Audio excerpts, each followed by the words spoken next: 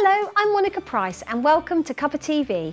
Today we're joined by our emotions expert John Rushton, who is going to talk to us about people's perception of self-image and how important is it. Also today I'm joined by TV personality Nathan Thursfield, who has spent £40,000 on plastic surgery to look like his idol, glamour girl Katie Price, and he's planning more.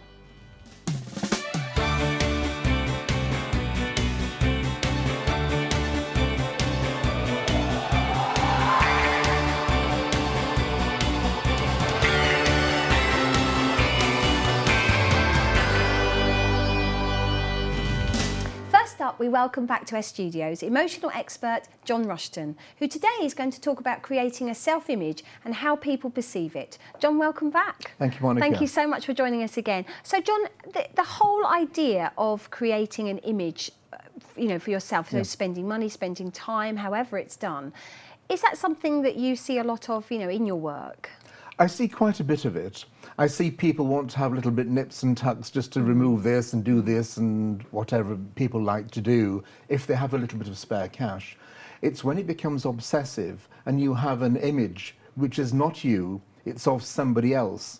And that is the problem, because if it is of somebody else, it is not you. You are not thinking and talking and walking the person you should be. You're trying to emulate somebody else or an image of somebody else based on, wow, I think they're super cool. Now, there's nothing wrong with saying, I think they're super cool. And there's nothing wrong with saying, I love their clothes. I wouldn't mind buying something like that, because we all do it. We do our houses like that. We buy our cars.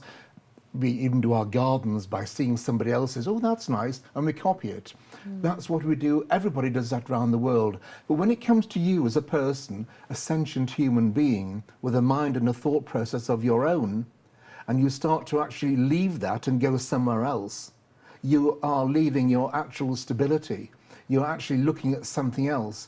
And whilst the journey from A to B in a transient time may be good, just over a year, because you're doing this, it's all very invigorating, exciting and wonderful and marvellous and fluffy and cuddly and all this kind of thing. When it's finished, then what? Where are you? Because your perception of yourself may not be what everybody else's perception is. People will love you for who you are. If you try and be somebody else, they will love that somebody else. So when they find the real you, they are disappointed. So you're creating a disappointment factor. You're creating something which is not genuine. It's disingenuous, in fact. You're creating an image, a Hollywood image. I mean, it's interesting because I think in relationships that can be said as well, isn't it? When you've got relationships, you try and be somebody else, or or the person that you're with is trying to be somebody else. So that really transcends to that as well then, does it? When you're trying to be somebody else, that's really not what you should be doing. Is that what you're saying? Absolutely. You should be yourself. And if you marry somebody or you have a girlfriend or a boyfriend and you say, oh, I'm going to change them, then you're with the wrong person. Because, we all have foibles, we all have faults, none of us are perfect. You should love that person, warts and all, even their funny little bits and their silly little bits and probably their annoying little bits as well. But if you don't love that, what are you loving? Are you loving a self-image of yourself based on that person that you want to change for you? Because that other person will eventually get fed up. They will get cheesed off, and they'll possibly meet somebody who really will love them for who they are, and then the relationship comes to an end. And that's not uncommon. It starts the bickering, the arguing, and all these sort of falling out, and, well, you do this, well, I'm going to do that, and then you go your own separate way, and eventually there's nothing left. You've broken it, you've broken the spell, you've broken the harmony and the love, which should be there all the way through. And when you're working with people, John, do you find, what's the most common thing that you find when you're working with people, when you're dealing with the emotions? Is there a theme that runs through when people approach you about anything, about any sort of emotional aspect of their lives? Is there a common theme that people approach you for? It varies from person to person and situation to situation, but one of the most common things which people of all ilks and areas in life actually come out with is about themselves. I would like. Now, there's nothing wrong with that, because if you don't know, nobody else does. So you've got to take charge of who you are. But by the same token, if you are a couple, it's I turns into we and me turns into us. If it's all me and him or me and her, then what is the relationship? Are you just sort of shacking up for the sake of convenience? Because that's how it often ends up. And that is becoming more and more and more common. And then when it's happened 2 or 3 times, you start to blame the other partner. Well, or the partners or whatever it may be. But you know, the common denominator in all this is you. It's nobody else, it's yourself. And you've got to look at yourself and think, well, if it's going wrong time and time and time and time again, it's me. I'm the common one, not the other people, it's me. I'm the common denominator. And so you've got to understand that, you know, you've got to give and take. And it's not give what you want to give and take what you think you ought to have. It's actually understanding the give and take of what that other person needs as well, because it's understanding the harmony and that 4-letter word, which is rarely used, love. The love has got to be there. If the love isn't there, the like can be there, the empathy can be there, but if the love isn't there, it's eventually going to fragment and break down, and nothing's going to happen. And that's a sad state of affairs, and that is happening more and more today than ever before. I mean, why is that? Why do we find it so difficult to actually express their feelings? And I mean, it all sounds so, you make it sound so wonderfully simple, but you know, it's not, is it? Obviously, because you know, there's so many things in the world happening today, and people, you know, will be watching the programme, can relate to what you're saying. Some people won't relate to it at all. Why is it, John, that we find it so hard as an individual ourselves to express what we need to express our feelings, really, I suppose? We've got into a society which has this awful thing called political correctness, you know, which I absolutely detest. And I don't respect anybody who is politically correct at all. I think you should say what you want. You're not in charge of anybody else's happiness. You're not in charge of how other people think and feel. You are in charge of you. And providing you're not going to be overtly rude, you're entitled to say exactly what you want to say, how you want to say it, and how you think. That is how the world progresses. That's how science changes. That's how we evolve, by telling people who we are, what we are. If you never tell me about yourself, and I completely keep annoying you, I will never know. And if you say, oh, well, why didn't you tell me? I'm sorry, I didn't know I was doing this. You know, well, I didn't want to get you upset. You haven't upset me. I'm really pleased. I don't want to upset you. You know, it's this kind of thing. Yeah. And you've got to say it. And if other people say, well, I'm offended, well, you know, people who keep saying they're offended are stupid. Because what it means is you've given your permission and authority to somebody else, and now they've offended you.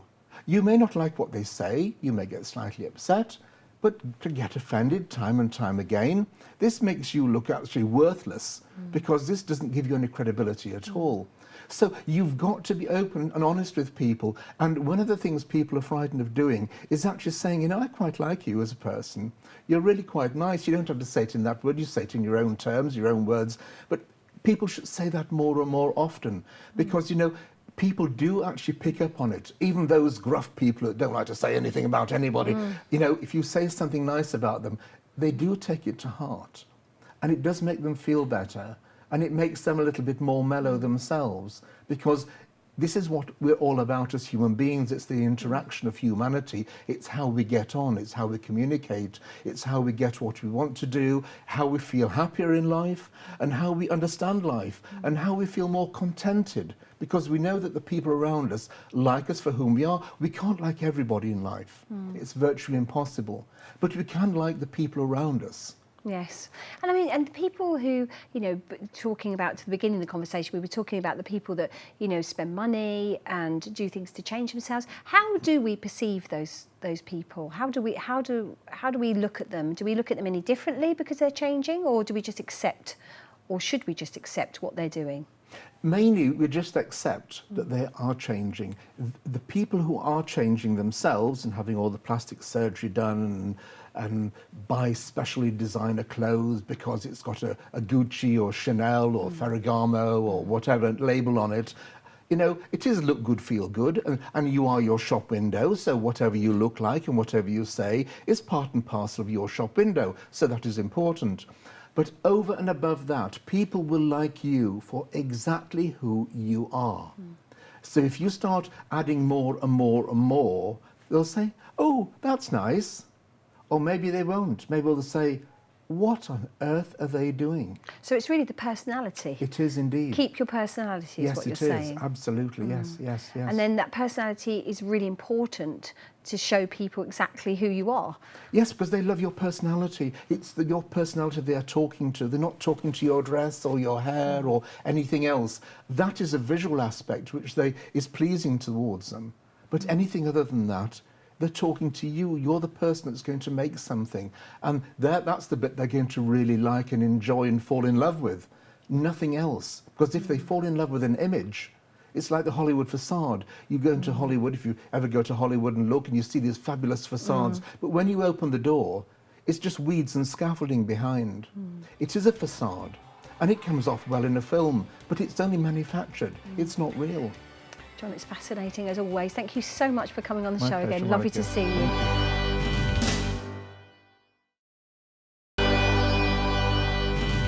Welcome back to Cuppa TV. Now, have you ever considered having plastic surgery in an effort to look just like your idol? Well, this guy did, and after spending more than £40,000, he still wants to spend more. He's been on numerous television shows, currently filming as we speak. Let's talk to TV personality Nathan Thursfield. Nathan, welcome to Cuppa TV. Thanks for having me. Wonderful to have you here. Thank you. So, Nathan, first of all, let's tell the viewers at home who your idol is, I should say. I think everyone knows now. It is Katie Price. Katie Price. Yes. So, Nathan, you had so much money, £40,000 plus. Probably more than that. Oh, so, to look like Katie Price. Yeah. So tell us about how did that all begin? How did this fascination with Katie begin? It all started when I was watching a TV show with my mum. It was Jordan Model Mum on BBC, and I was just so fascinated by her. And obviously being young and whoever's like, you know, like that kind of role model, Yes. whatever. And then I was just watching her, I was just like so fascinated, like I was transfixed by it, and I was just obviously watching her even more, every episode or whatnot, and then I was searching her on Google and things like that, and then it just became even like more obsessed with her really. But she's just fantastic. Like, And how old were you? How old were you when it began? 13, about 13, 12, 13, yeah. And then so presumably you just followed what she was doing and her looks and everything. Yeah, so she was like a glamour model at the time, I think, and it was just, I was just trying, no one else was like her, and it was just like she was so, her attitude I loved, like she was so ballsy, I don't know if you can say that. Yeah, you can say that. Oh, right, okay. But I just loved everything about it, and obviously it was the looks for me what drew it in, like, you know, obviously all the surgery and stuff like that, and I was like, oh, she's really interesting. Did that make you think about surgery because she'd had surgery? It did at first, yeah, and as I was growing up, I was like, oh, I want this because of Katie, I want this, I want this. But then obviously as I grew up a bit more, I realised that I was actually uncomfortable, like in myself, like looking at myself and things like that. I just wasn't happy, so I did it for me, as well as obviously following her. But yeah, so I'm glad I did follow her because, you know, I wouldn't be as confident as I am today, really. And how old were you when you had your first treatment? My first treatment, like, probably about 17, I had Botox. But then I had my first nose job a year later, because you have to be 18, obviously. Yeah, I would have had it done sooner if I Would could. you? Yeah, definitely when I was at 14. So tell us what you've had done. So I've had 2 nose jobs. I've had like lip filler, cheek filler, chin filler, Botox like here, everywhere really. Eyebrows tattooed, everything really you could think. But And is it something that you're going to continue to do? 100%, Yes. I'm going to continue to do it. Everyone keeps moaning at me and stuff like that, and I'm only 20, but I don't want wrinkles and I don't want to look older. I just want to look younger, and so the key is prevention, isn't it? Yeah. And when you're having the treatment, how does that make you feel, Nathan? When I've had it done or going to have it done, I'm like really scared because I don't know what it's going to look like. Like my boyfriend is like the level-headed one, and I'm like, I just jump into anything. You know, if you said to me today, oh, let's go for this, I'd go, and I regret it after. But when I've had it done, I'm like, get such a buzz. It's like, it is an addiction, really. It's like people with fags or alcohol, you know, their addiction, mine's that. And as soon as I've had it done, I get just a buzz and I won't go back for more. Like when I have my lip filler, as soon as I've had it done, I'm like, oh my God, I should have had more, or you know what I mean? So. But some people would say, £40,000, Yeah, that's an lot. awful lot of money. What do you say to people who perhaps watching and thinking, why would you spend that amount of money on it? Do you know what? I get so much of that, like abuse and whatnot, but I say, for my money, so I will spend it on what I want. I don't smoke or I don't drink really. So, you know, I've got everything I want at home, like a gorgeous house, you know, family, whatever. So I just do it on that. You know, I love the like looks and stuff like that. So that's my. And you first hit the television screens, didn't you, with it? So tell us about that for people who perhaps don't know you. What happened? So I did a case study for the place where I had my rhinoplasty done, and they were like, oh, God, this is really interesting, you know, obsessed Jordan fan spends this to look like Katie, whatever. And I was like, fair enough, and I just went along with it, you know. And I thought it would just be like a little case study on the Daily Mail, but then it went to everywhere, everywhere. Kind of took off, didn't it? It went everywhere, and I was at work, and I was like, everyone was messaging me. I had my phone in my pocket. Shouldn't really say that; I'd get done. And it was my phone was just hounding me, and I was like, oh my God. Why do you think that was, Nathan? What sparked that interest? Because it was. I mean, there was an incredible interest when you came out and were speaking about it. Why do you think that was? I think it's a man, because I'm a man. If I was a woman, you hear so many things, you know, I've had a boob job or whatnot. It gets a bit boring, but I think when a man does it, it's like, oh my God, a man's done it, you know what I mean? So I think it draws people in a bit more. I didn't want it to draw anyone in, I just did it for the company where I did, you know, I did it as a favour. But yeah, so it went everywhere. It was like China, America. I got more following in America really than I have here. Really? But everywhere it was, all in the papers, it was so weird. So once that happened, how did that change your life? Oh, it's weird because like I've been able to like stop work now and do this, and it's like really cool. And I get more like, I think because I'm more known now in my area, it's like I get loads of love, you know, and I do get the most sweetest messages ever, but I'm 10 times more confident now doing it. Like, and everyone knows my story, you know, instead of hiding or whatnot. So, yeah, it's really better now. And what would you say to somebody who's watching and maybe considering having some plastic surgery done, or looking and thinking, actually, I'd like to do that myself? What would you say to them?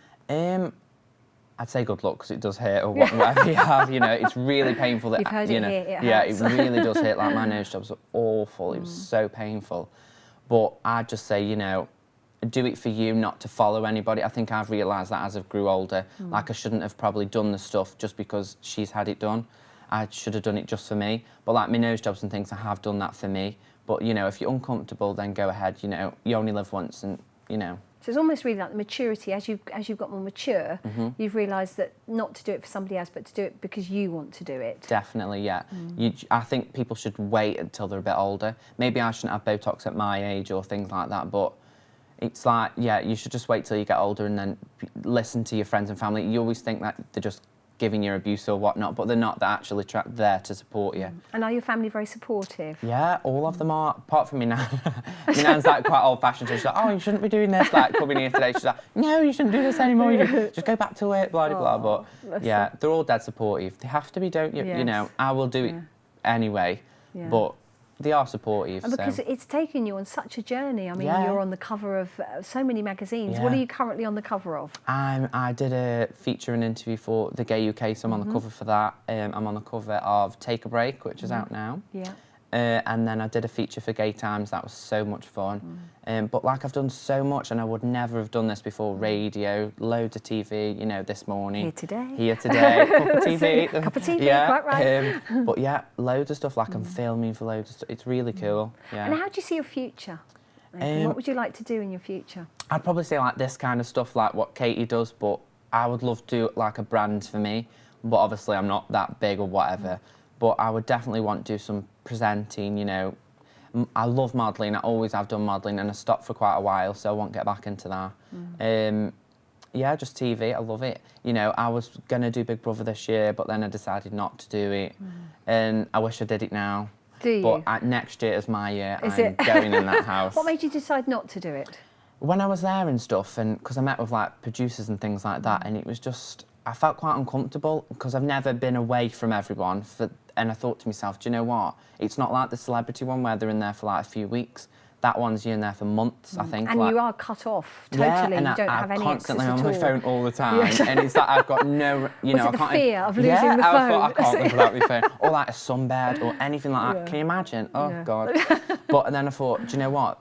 When I was watching like previous episodes and stuff, and like the other personalities in the house, I think I would have really clashed with this year, especially like probably most of them. So I'm glad I haven't gone in this year, and then hopefully next year there's some nice people. Yeah. But you've got lots of other things though. You're currently filming at the moment. Can you tell us anything about that? Yeah, I've just, well, I'm filming for Channel 4 at the moment. That's airs later on in the year. Can't say much about that. You'll have to come back and tell us a bit back, more. Yeah. It's quite fun actually. Good. I've just filmed for Vicky Patterson. I don't know if you know her. Yes, I do. Geordie Shore, Yes. yeah. Geordie Shore.